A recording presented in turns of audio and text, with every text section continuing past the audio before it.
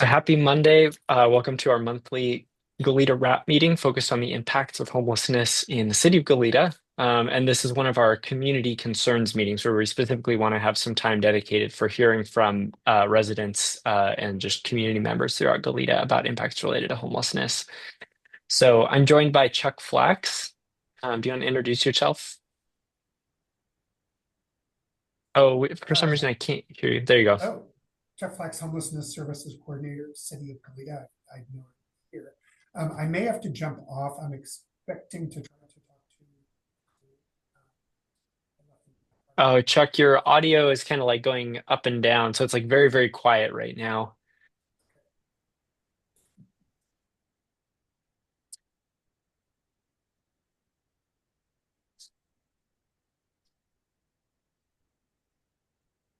While Chuck's doing that, we also have with us Mayor Perotti from the city of Goleta, if you want to wave. Grateful to have you here.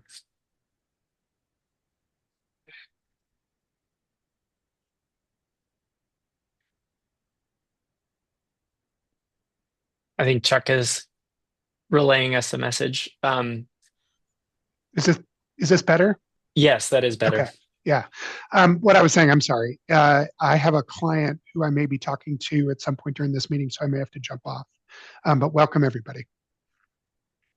So on this meeting, we also have different service providers that provide homeless outreach throughout the city of Goleta and the neighboring regions.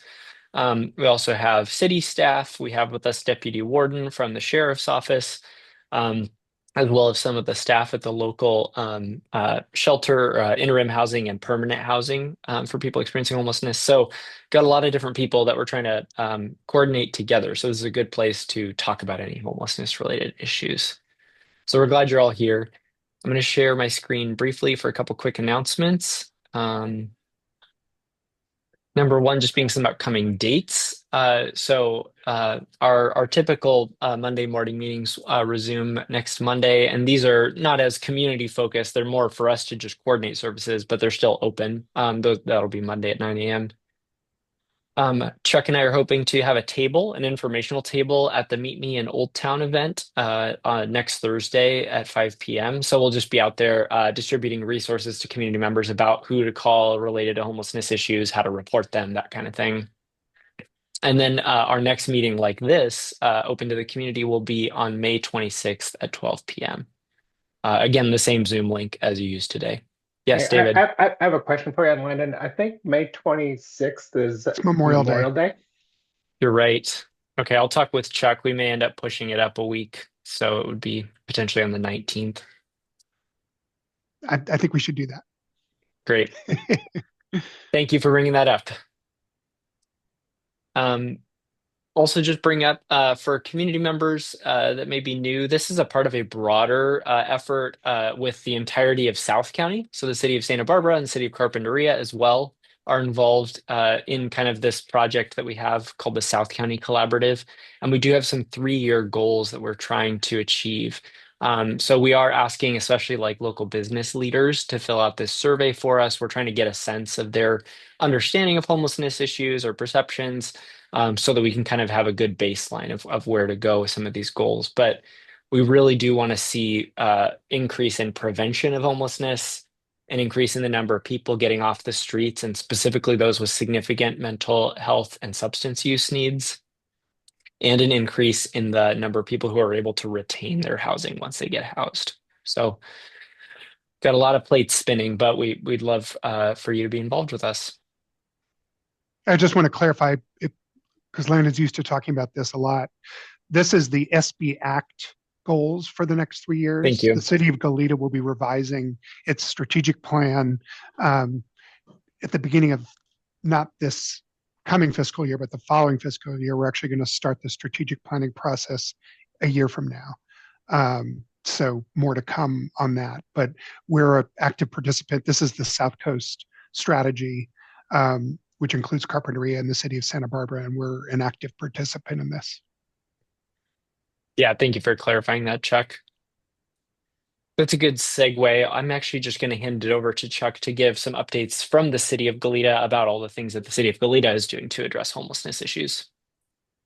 And if you'll let me share, I can share the data. Great, you're a co-host now. Great.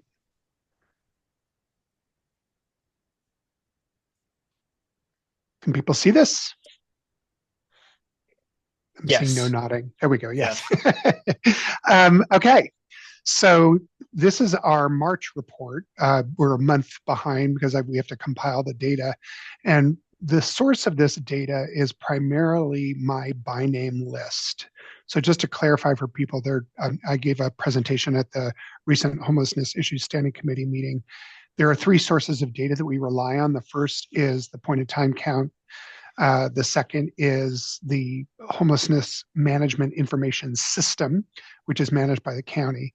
And the third is a by name list, which I get updated by everybody, many of the folks that are on this call. And then I keep track of all the people in Goleta that we can identify as homeless. So just to go through this data, this is a year snapshot of our flow of homeless people. So you have orange are the people that have been housed over the course of the last year, and the blue are those who are newly identified.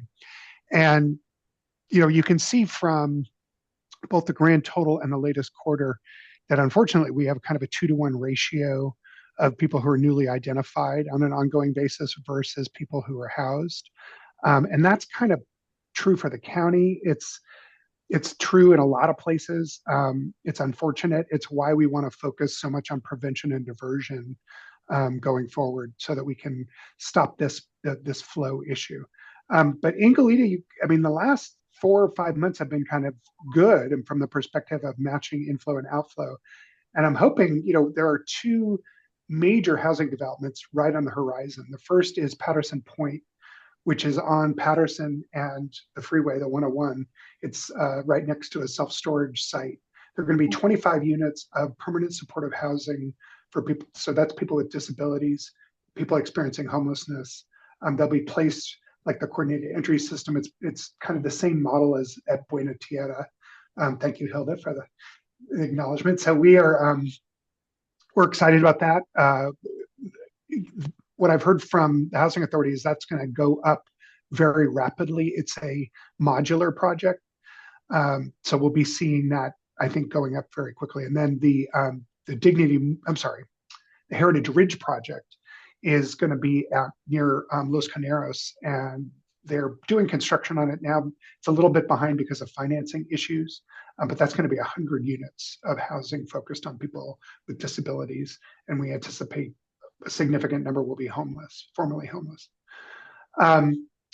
Just rounding out the rest of the data. So in terms of people living in vehicles, New Beginnings, which is the primary organization that works with people living in vehicles, did a update to their count that they had completed last year in July. So this was conducted in April, and they identified 87 people living in vehicles in Western Goleta, which kind of goes from the airport west or north if you're on the freeway, and then Eastern Goleta, which is kind of the Old Town area. And we counted 120 vehicles.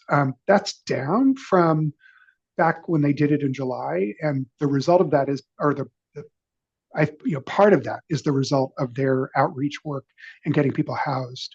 To get a sense of who is homeless, we have 182 people counted. Seniors represent nearly 40% of that population. We have one of the older homeless populations that I'm aware of in Goleta. It's an interesting observation without a clear reason. In terms of transition age youth, there are 10 that have been identified, and then 4 veterans. And in the case of the veterans, the good news there, and actually transition age youth, is that they are all very well connected to the system. And so the hope is that we can provide them housing sooner rather than later. All 3 of these groups have a significant advantage in terms of getting housing because of preference lists and also new opportunities.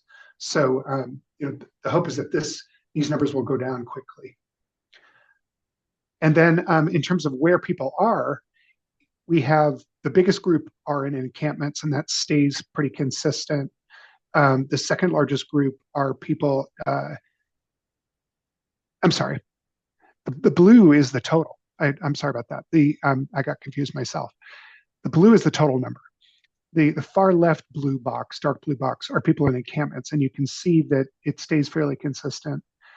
In terms of people in shelter, same thing. It stayed pretty consistent over the last few months, and then the same with people living in vehicles. And the reason why this number is low, much lower than the number that we identified as people living in vehicles, is that these are people who have enrolled in our homeless services who've identified themselves as living in vehicles. So this data partly comes from the homelessness management information system.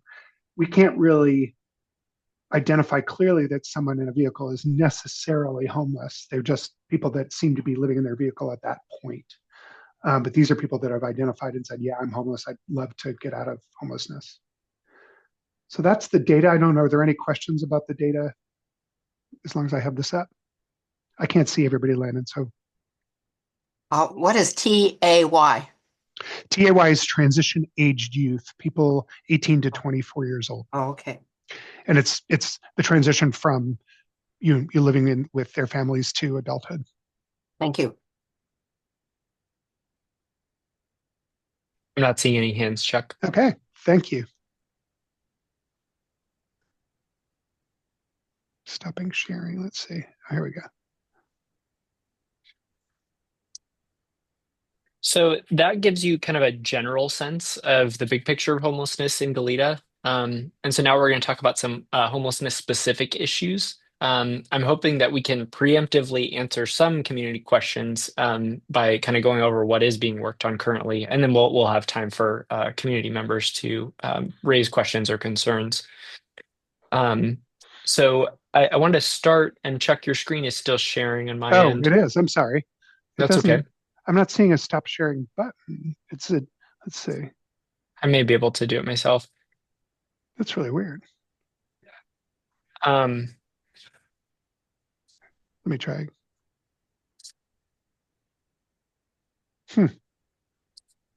Yeah, so we can keep chatting though in the meantime. The next thing we wanted to raise was just there have been ongoing clearings conducted by Union Pacific Railroad on the railroad properties. And because of the way the agency functions, it's hard for them to coordinate with us on the local level. So what ends up happening is that when these clearings happen, we have people that may have been camping on the railroad tracks properties that are then displaced, and then our case managers have to try and find them to figure out where they've moved to. Would there maybe some more clearings still forthcoming? So I did want to just raise that. I don't know, Sarah from the county, I know you're on the call, or Chuck, if you have any more information about what's going on that end. And then it looks like David had a comment too. I'm sorry about this. Oh, wait, I see it. That was weird. Right. Okay, I apologize for that. Went on a different monitor. So the clearing situation has been pretty active. Several weeks ago, Union Pacific cleared approximately 40 or so people off their right of way, many of whom have either returned or have gone on to the Caltrans right of way.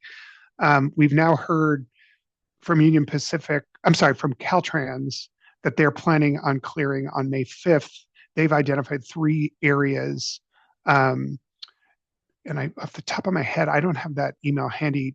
Landon, I don't know if you do either. Oh, David, do you know? I know one of them was on the Fairview southbound on-ramp at 101. So, yes, just right by Cox. That's right. That was 5th to 12th, I think. The other is, and the other 2 I know. The other, the most westbound one or west side one is out by Kyriel and Hempstead. And then the third one is to the east of the part you're talking about, David. It's at the Patterson on-ramp, where where the 101 and the 217 intersect, and there's a 217, there's a encampment under that. So the way they're talking, there's going to be pretty serious clearing. The impact of the Union Pacific clearing we learned about is that it does disrupt people's lives. It may motivate people to work with our outreach folks and get into possibly shelter and housing. The problem has been these clearings are done on the schedule of these organizations. They're not done in real close partnership with us. So we don't necessarily have shelter beds for all the people that are going to be displaced. And that's unfortunate, but we're working with them. We're supporting them, and our hope is that we can place as many people as possible. I don't know if is Sarah the only? Oh, yeah, Sarah's the only one from the county. I don't know if Sarah, you have anything to add. Hi, this is Sarah Brazel. I don't have things to add, only that Catherine Soto Vasquez, our encampment response coordinator, is working closely with our outreach providers to address these issues, and she'll be pushing out information as it's received regarding any specifics. Thank you. Thank you, Sarah. And historically, I don't want to diss the county. Historically, the county's made a lot of shelter beds available. It's just that the organizations that we have for shelter beds are full. I do know one case at La Posada where a bed might be available for one of our residents. So we're working on it. So are there any questions related specifically to these Union Pacific Railroad clearings? Or Caltrans? I can address it in community comments if you prefer, but I can do it here. I mean, feel free. I think since it's relevant, feel free to jump in. What would be nice is if the parties concerned talk to each other. I mean, obviously, we kind of have a general window of when Caltrans is going to do their activity. But then what happens is we've got the issues of cleanup and security or securing their boundaries. And that's sort of the issue that I'm most concerned about is that, like, if Caltrans comes and sweeps it, but the fences are not secured and it's not really cleaned up, then it can come back a lot quicker, and so it's like you take it out, but you don't prevent the reestablishment. So it's like one hand does one thing, but the other hand is doing nothing, and that's what I want to encourage people to do is, who do we need to talk to hold those the organizations that are responsible? How do we hold them accountable? So you're echoing, David, the concerns that our own city council and mayor have raised repeatedly. And it's part of the reason I was hired. Right. What we, and you and I spoke about if this, that's the thing where as community members, we need to, pester Caltrans and Union Pacific so that's where I was going. Yeah. So there are two, maybe Landon can actually put them in the chat. There's a website, if you want to go directly to Caltrans or Union Pacific, there are web-specific websites. I've done those both. Yeah, I've done. And then on these calls, frequently we'll have representatives of and by these calls, I mean actually more our Monday calls. We'll have representatives from Caltrans or from Union Pacific on the calls themselves. And what that's turned into in the case of Elwood Station Road was a reinforcement of a fence that's really been a strong deterrent. So I think you're right, David. I think it's a slow and steady process of working with the powers that be to get them to take more responsibility. I know that at Glen Annie, there was a very large encampment with a piano and electricity, and Caltrans and the sheriffs work very closely, and that has not been reoccupied. So I do think it's sort of an ongoing process. I think the fact that all these folks are here and that we meet every Monday has meant that our responses are really well coordinated. Wow, a piano, that's the effort. Yeah. Amazing. Yeah, so this is very much an ongoing conversation. And we've had several instances where a fence did get repaired and then, within a week it's broken again. And so that's where there's a lot of issues because it is private property. It belongs to Union Pacific, so it's not something that law enforcement is always able to enforce trespassing. Our homeless outreach teams will proactively encourage people not to camp on those properties for a variety of reasons, because of the safety is a genuine concern. But yeah, I do think that we just need to keep communicating. Go ahead, Mayor Perotti. Thank you, Landon. Chuck, did I hear you say you thought there was going to be another cleanup on May 5th? That's Possibly. Caltrans. Oh, that's Caltrans. Okay. All right. And we're alerting folks to that. Okay. They're unlike Union Pacific, they will post. I mean, they're a public agency, so they try to abide by a protocol. So Right. they'll be posting, they'll be letting people know. The word is already out. So I have heard from some residents of on the highway right of way. Okay. Thank you. The other thing I would add, Landon, just so for your edification, so we all are aware, the sheriffs have been given permission now to go on Union Pacific property and enforce trespassing. So we as a city are not going to aggressively call our own sheriffs in to do that. That's based on the policy that was set out by the Homeless Issues Standing Committee. However, we do have the authority and the power now if something becomes a problem, and it's deemed a problem by the community or a health and safety issue that's getting out of control, then we do have the authority and the power to enforce on those tracks. So that's actually a change. It's a significant change. And we don't lead with a heavy hand. That isn't what we're about. We're really trying to get people housed. But by the same token, public health and safety is really critical for us. So it's this balance. Any other questions related to the Union Pacific or the Caltrans properties question? Go ahead, Irene. Since that fence went up, it's been really quiet on our street and on the tracks, but there has been some activity. There's a guy that rides a bike with a big backpack, and I've seen him dealing drugs on the tracks, actually right at Elwood Station Road. Although I don't know what the status of the encampment is right now. I haven't seen anybody except that guy climbing over the fence because it's a really tough fence to climb. So under, and then I saw a big effort by the police, the Union Pacific Police and the local police on the tracks last week, and I don't know what that was about. But since that happened, there hasn't been any activity. So I think you need a fence like that to really stop the activity on the tracks. And I just wonder if the Elwood Station encampment is still happening. Because if it is, they really need to clean that up. That's it. Thanks, Irene. Yeah, well, once we get to the outreach providers, we'll ask them to report on that area as well. All right. I'm not seeing anything else, so I think we can actually just go to our outreach providers to hear from where they've been working in the city of Goleta over the last month. So why don't we start with our Good Samaritan Surf 2 team, which is focused on the waterways. Good morning, everyone. This is Todd. Good morning. This is Todd with Good Samaritan Shelter Surf 2. Last week, the team was able to get 2 individuals in the shelter. We were also able to do 2 new intakes. We also have 3 clients that are potentially moving into permanent housing within the next couple of weeks, which is a huge win.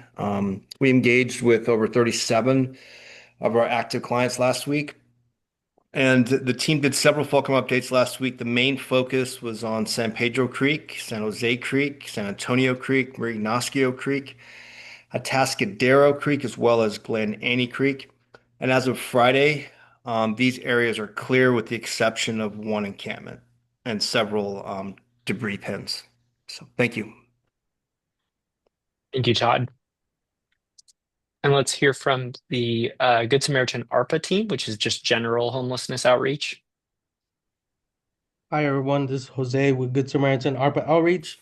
Specific areas we visited last week were Alameda Park, Ortega Park, Gersh Park, Grove Park, and some of the IV parks. We encountered 35 individuals last week. We hand out over 30 waters, snacks, any hygiene stuff that we might have in stock. We also continue to work with our clients and helping them getting document ready. We also, last week, our team from Lompoc and Santa Maria, They came to Santa Barbara to help us with the Fulcrum update. Pictures and notes are updated in Fulcrum. That is it for ARPA. If you're new on these calls too, Fulcrum is the software that our county uses to be able to use GPS pins for all the different encampments. It could be vehicular, it could be people sleeping outside, but so that we're able to track, whether the encampment has been resolved and people have been able to get connected to services. So when we say Fulcrum, that's what we're talking about. Let's go to the CityNet team. Also, Hi, general homeless outreach. good afternoon. If anyone doesn't know me, my name's Ellen. I work with CityNet for Goleta, with the exception of Ivy. Last week, we did outreach to some service requests, like in Decker Park. We always go to the marketplace and shopping centers multiple times a week to touch base with people flying a sign. It's been a lot of like seniors who are housed but just can't afford their housing with just their SSI, so they're trying to get extra income for food and stuff. We also meet a lot of people who are from Santa Barbara that come down to fly a sign. We did outreach to Dearborn, the area behind Jubilee Church, which was totally empty, but it has been for a while. We were out at Elwood Station Road multiple times, just trying to troubleshoot, finding a faster way in so we can bring medical care out to some folks. But we brought a bunch of supplies that'll hopefully last for a little while. We also go to Father Virgil Cordano's a couple times a week just to touch base, see if we see anyone we're looking for, meet new folks. But I've really been meeting the majority of my new clients through the Faro Center, honestly. People that have been coming down seeking resources, and they're from Goleta. We're also working on just preparing folks for the Caltrans clearings. There's no shelter beds at all, so we're just kind of making sure they know to get their documents in order, so that we don't lose documents, and just kind of letting them know what's going on. I think that's it for me today. My computer's freezing a little bit. My apologies. Thank you, Ellen. That's helpful. And you said that the sign flying was Camino Real Marketplace? Yeah, we drive around like Marketplace, down like by the Trader Joe's, just kind of wherever there's like hotspots of people that fly signs. Thank you. All right. I don't think I see anyone from the safe parking program on the call, but they are actively working to try and engage the people who are living in their vehicles throughout the city of Goleta. So we'll skip over that for right now. Let's go to Deputy Warden. I have no updates in particular, but for everybody that doesn't know me, I'm Deputy Warden. I'm the Community Resource Deputy for the City of Goleta. Thank you. Let's go to Officer Gaston with the UCPD. Hello, everyone. Gary Gaston with the UCSB. I'm on the community outreach team. We're just tracking a new encampment that was forming on the northeast side of San Ynez, and I've yet to request assistance. So I'll formally do so after the meeting ends, as I just got the email about an hour ago. It looks like it was a small encampment. You responded to that. Other than that, I haven't report. Thank you, ma'am. Thank you. Let's go to Adriana, who is at Hedges House of Hope, the shelter interim housing in Isla Vista. Hello, this is Adriana. Yeah, I don't have any current updates right now. I'm pretty much full here at Hedges. Thank you, Adriana. And then let's go to Hilda with Buena Tierra, which is permanent housing for people who are formerly experiencing homelessness, just to hear if you have any updates from Buena Tierra. Hey, good morning, everyone. Happy Monday. No updates on my end. We're just waiting for new folks to come on in, but that is something that happens through our coordinated entry system, which is a resource that the outreach teams can help clients be put on. There's also navigation centers, the Faro Center being one of them, where clients can go and engage in services and again be put into the coordinated entry system. Then the residents or clients that are eligible get picked and selected. There's applications that come through that go through the Housing Authority of the County of Santa Barbara. And then once selected, they would be eligible to possibly move into Buena Tierra. But again, first and foremost, everybody has to go through the coordinated entry system.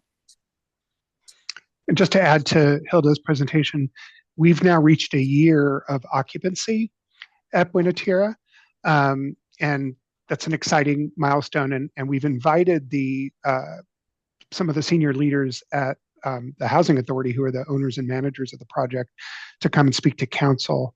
So Mayor Prodi on May 20th, they're giving a presentation before council about the status of Buena Tierra. That's great. Thank you.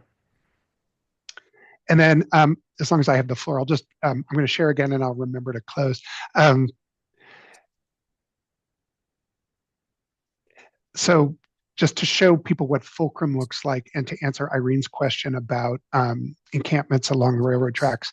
So while this may look alarming to some, the number of encampments here, it's actually much smaller than it was when I got started. And that's, I'm not Chuck, I don't know if you're sharing your screen, but we can't see.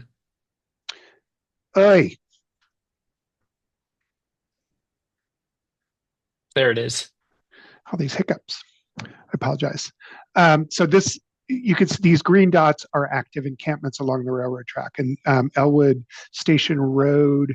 Sorry, Chuck, it's showing the wrong tab. It just says Zoom, like a Google Chrome browser window. Okay. Apologies again. You're all good. Yeah, let's do that. We all switch between using Microsoft Teams or Zoom, and it's hard if you're used to one more than the other. Okay. Can we see the Fulcrum now? Is it working? Yes. Okay. Yes. Okay. Apologies for the technical difficulties. So this is the Union Pacific and Caltrans right-of-way. The railroad tracks are here, this kind of dotted line, and all of these encampments south of the 101 are in the Union Pacific right-of-way. This is after clearing. So they've went back. That's the bad news. The good news, as Ellen reports, is that we have a team doing this long hike here, meeting with these folks on a regular basis. Everybody's enrolled, or most people are enrolled in homeless services. So what they're lacking is shelter and housing, and we continue to work on that. And so, Irene, you asked a question about active encampments. There is quite a few active encampments along the railroad tracks. Irene mentioned a fence that was placed at the end of Elwood Station Road, which I think is this area, or it might actually be, no, I'm sorry, it's here. It's this. This is Elwood Station Road right here. Irene, I'm going to credit Irene. She did a lot of work with Union Pacific to get them to place a stronger fence, and they did. From the perspective of the residents and the community, it's fantastic because it keeps people from going in and out in this residential area. From the perspective of our outreach teams, it's hard because they have to go further afield to get access to these folks. And the ideal situation would be that we figure out a way to get these people into better living situations. But this gives you a sense of the kind of the work that we're doing in the community. Okay, now, yeah, there we go.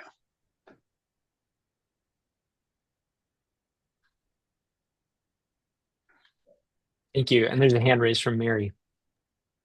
I was just wondering about the flow at Hedges. It seems like when Hedges came into being, what, three years ago? I can't remember exactly.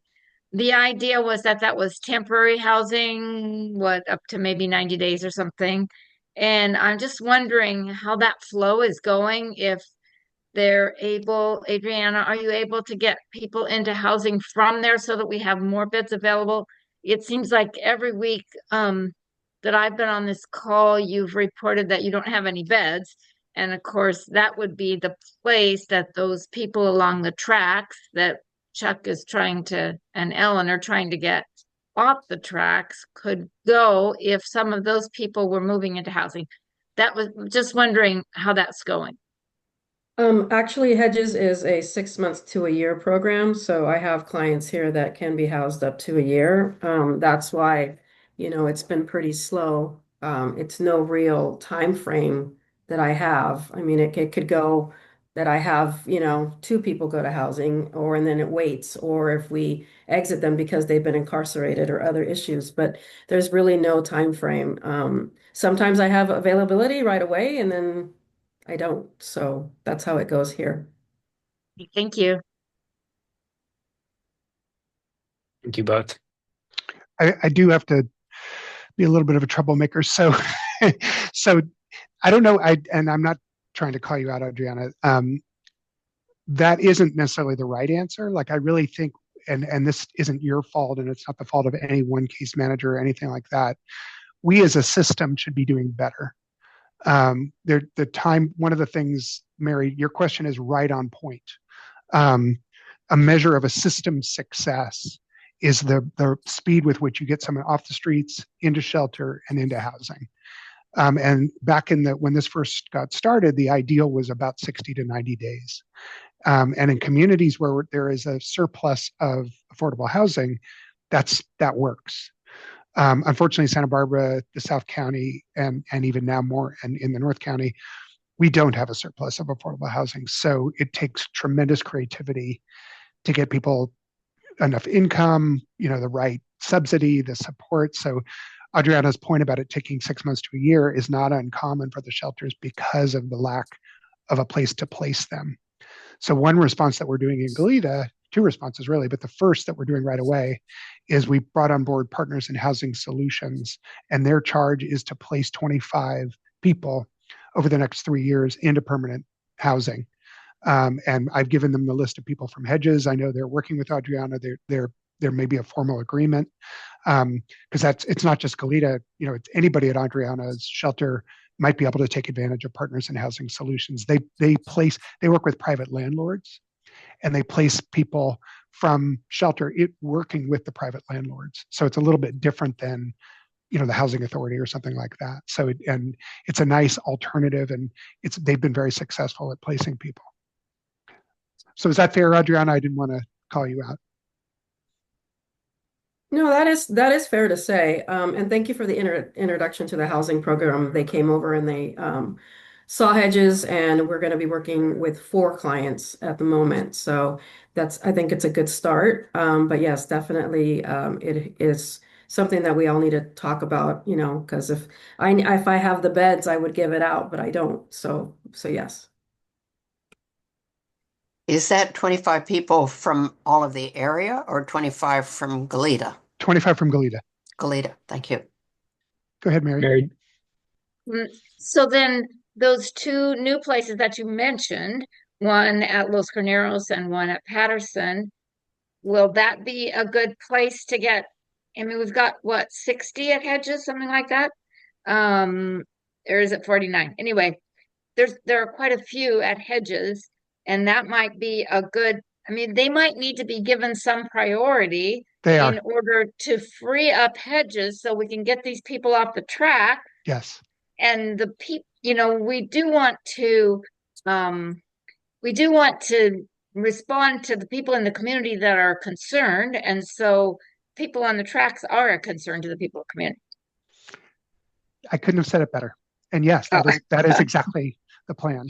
When Buena Tierra opened, Hedges was almost emptied out. It was before Adriana's time, but we completely turned over the population of Hedges because of Buena Tierra. So yes. Mm-hmm. So I think now is as good a time as any. Let's go ahead and open it up then for just general community concerns or questions, if there's anything else. Go ahead, Irene. I have 2 quick things. Can't the city have access to the tracks on Elwood Station Road if the railroad gives them the key to the gate? And that's one question. And the other one is, can't we have a Faro Center like they have in Santa Barbara in Goleta? Well, today's I just feel really honored because I think that everything you all are saying is so fantastic. So I never thought of a key. And Ellen, I don't know if you and the leadership at CityNet might connect with Lupe about the possibility of getting access with a key. I think it's a great idea. I don't know if it's possible. So it's just Paul Medell was on the call. He may have stepped off now. Oh, there he is. Paul, we don't have a key to that fence, do we? No, we don't have a key to that fence. Maybe that's something they'd let the sheriff's department get access to or something like that. But yeah, at this point, we don't. But it's certainly And something to sheriff's ask for. We do not have a key to any of the Union Pacific properties. And then Irene, to your other point, so Mayor Perotti, before I was even hired, this goes back 10 years, has been working on trying to get a resource center in Goleta. I know it's been one of the top priorities, and we've looked extensively at properties. We've talked to a variety of different property owners. The current plan, and it's going to depend on our budget, unfortunately, and the creativity of our providers. But we're going to have a once a week navigation center in the city of Goleta. That we have a location identified, and I'm working with SB Act to start that up. And we're looking at budgets, we're looking at funding. But so that would be an answer to your second question about a FARO-like center. SB Act is the manager of the very successful FARO Center in downtown Santa Barbara. And so we're partnering with them and looking for an appropriate site. good. Thank you. One more thing, I would be willing to email Lupe and ask her for a key for somebody in Goleta. Who would that be? Who would get the key? I think I have an idea. Oh. I bet the fire department. Oh. They would have the key. Uh-huh. Because the gate was open and the sheriff was on the tracks last week. So somebody had a key. I don't know. So I'd like to step in on behalf of the city of Goleta. I'd want to run the idea of us securing a key for city access by our legal team, just to make sure that it doesn't put the city in some kind of undue potential liability by us having access or granting access to our partners. So if we're going to reach out, we can have Chuck reach out on behalf of us all, but we need to do a little bit of homework first. Fantastic. Mayor Perotti, did you have anything else? You know, oops, am I okay? I'm not okay. Yeah, you're unmuted. I'm also suffering from a really weird bad cold, so forgive me. I'm so excited to know that we could have a navigation center at SBCAG parking. You're giving away the secret. Go ahead. Oh, no, I don't want to give away the secret. I thought maybe I missed it. It's not 100% I yet. board and I saw it on consent and I was just thrilled. So it's hard for me to keep a secret. So go ahead, tell everybody about it. No, I did. I mean, I'm being a little mysterious because we're still working on the financing to make it all work. But it's a perfect location. Yeah, I think. But thank you. Thank you for all your hard work on that. Thank you. And there's a hand from David. Yeah, so again, we addressed it a little bit, that the sheriff department does have ability to approach people within the Union Pacific right away. It seems like now with Union Pacific taking a lot more, maybe a more active stance in keeping their property clear, that it's getting pushed into Caltrans areas. And in Caltrans areas, apparently we don't have that same permission or relationship with the sheriff's department. So that's another one where it's kind of like, you know, we're playing these two entities against each other, and it's going to where, you know, the activity is going to where the enforcement is weakest. And what I'm really looking for is so our HOA is adjacent to Union Pacific, and just for the background, Chuck and Mayor Perotti have heard this, is that we've had 3 fires on our property adjacent to Union Pacific in the last 2 years. One of them, which got pretty close to threatening our property, with the flames going over the roof of our carports in a tree that was adjacent. So for me, it's a really safety issue. I got the numbers from the Santa Barbara County Fire that there have been since 2020 about 55 direct homeless related fires, mostly within that Union Pacific right of way or Caltrans areas. And we all remember how bad it got during the pandemic with the encampments along Fairview Avenue, or excuse me, at the Fairview on ramp and off ramp at Union, or excuse me, at 101. And to their credit, Caltrans came through. They brought the vegetation up. They raised the skirts of the trees and cleared all of that out. But now they're going into more hidden areas, like on the under the 217.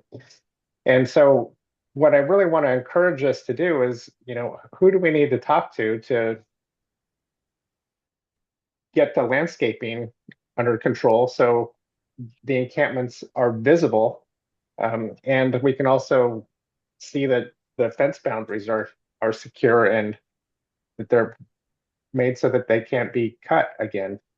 And it seems to me like the big areas, we've got a small area now at Patterson and Overpass, which I've outlined, but also at the end of Magnolia Avenue and South Fairview Avenue are the big key areas where the ingress egress is. And for me, it's really like, we've seen how fires can get really pretty bad quickly, especially in respect to the Altadena and Palisades fires.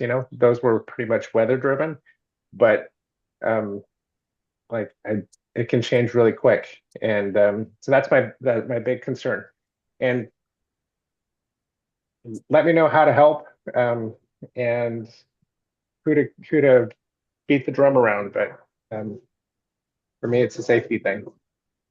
Thanks. Yeah, thank you, David. With Caltrans too, there's more of a collaborative relationship in that or in the sense that they're able to communicate with a little more advanced notice with all these partners. So there is a little bit more coordination when they do clearings. Yeah, I think in terms of pushing on them for more landscaping work, I'm not sure who the appropriate person would be to talk to. That's something we can continue to follow up on. I mean, we do have regular communication with them, David, and I think I maybe even have copied you on some communication. So it's definitely something that we're working on. And then Judy, did you have your hand raised? And we'll go to Mary after that. A couple of things. I suppose we'll be notified when you decide on the Memorial Day instead of the Memorial Day, the RAP meeting. Yes, we will. We'll send out an email. We'll decide on it. Yeah. It sounds like it'll likely be on May 19. Oh, which is the Monday before that. The Monday before. Okay. And the other thing is, I know someone who helps at the Faro Center, and she says that the guys line up long before the gates or the door, whatever, opens, and they take people constantly, and some people who are looking for information and housing, etc. And there's so many people lined up that they might not even have time to get to them all. And then I go to the showers at St. Athanasius, and there are all sorts of providers, like big groups of the medical people and housing, and they hardly have anyone coming to them. I don't know whether all the people that come are paid to just sit there and have one or two or zero people coming to them. So I see the need of some sort of thing like Faro Center, but they don't seem to come for that. I've wondered about that. Yeah, so you're correct, at the Faro Center, every day there's a CityNet case manager contracted to be here throughout the entire day, but there is sometimes a waiting list depending on the day. And so we do have some people who are told, hey, you're gonna have to come back tomorrow. So they'll be waiting in our waiting area. But you're talking about at St. Athanasius or some other place? No, at the Faro Center. At the Faro, yeah. Yeah, yeah. It Yeah, depends I on the mean, you have day. tons of But people coming there and not enough services. And then in Goleta, it seems like tons of people giving services and not many takers. yeah, I mean, so it definitely just I depends. think Go ahead. there's some good news to that story, and I think to some extent it's an evidence of a lot of the success that we've had in Goleta. Yeah. And I think Santa Barbara has a population that's 10 times larger Oh, yeah. than Goleta's, a homeless population. So that's a lot of what you're observing, I think, Judy. Because I do know that Good Samaritan is very active at both the I'm sorry, St. Athanasius, as well as at Mary's Lunch. So we have had quite a bit of outreach, quite some successful transitions for folks at both locations. I think we're doing maybe a better job than Santa Barbara. I'll have to say. Yeah, true. Thank you. Thank you, Mary. I was just thinking, carrying on my question, but from before, what about I know PATH downtown is part of the Santa Barbara thing. How is their in and out flow? And then how about the new one that's up behind where they're out on Hollister, that's up behind where it used to be the juvenile detention center? What kind Posada. of a La Posada? What kind of a in and out? How are we doing with the flow at those two places? Since those are two other places that would be possibilities for those 5 encampments that you have along the railroad tracks. So without going into kind of secrets of specific organizations and their challenges, so let me give you a bigger answer. The continuum of care is the oversight body that oversees how homeless services are distributed throughout the county. One of the things that the continuum, and they're staffed by the county itself, but there's volunteer members. In fact, all of you are members of the continuum of care just because you're here expressing interest in homelessness. The board is appointed by or elected by the body. I'm on the continuum of care board. We do regular reviews of all of the performance of all the different shelters. So there is some variation in performance, but I don't think the variation is as much an issue as as I said before, Mary. The flow is really guided by where we can place people. And then we're also now developing a whole approach that would keep people out of the system to begin with. That's called prevention and diversion. And there's actually going to be a training at the end of May, some of you may be invited to, for providers to teach them how to do prevention and diversion, because it's a different approach. It's catching people before they fall deeply into homelessness. And so the hope there is that we reduce the flow of people into homelessness so that we don't have to go through all of these different contortions to try to help folks. So it's complicated, as you know, you've been doing this work for a long time. But the shelter, I think the bottom line is we would have more people in shelter if we had more beds, and we would have more people out of shelter if we had more housing. And then we're going to hopefully stop people from becoming homeless as we develop diversion.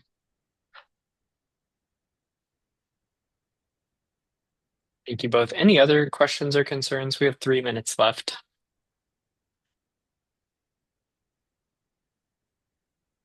Sarah, I didn't actually give you any time to share. Do you have any updates you want to share from the county's level?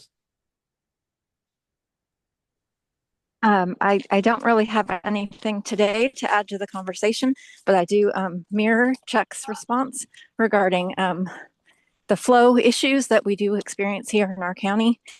The development of more permanent housing placement opportunities is definitely going to assist in that flow issue. And we definitely do have a lens on, an eye on all of the inflow and outflow of our various shelters. So definitely looking at performance and definitely providing input if we do see any issues. But all of this is really dependent on if we do have the place for placement. And so we're very hopeful for those new opportunities as they come online. And like we saw with the rollout of Buena Tierra and those openings, and as Chuck said, that really almost full clearing of hedges at that time, that can occur again. So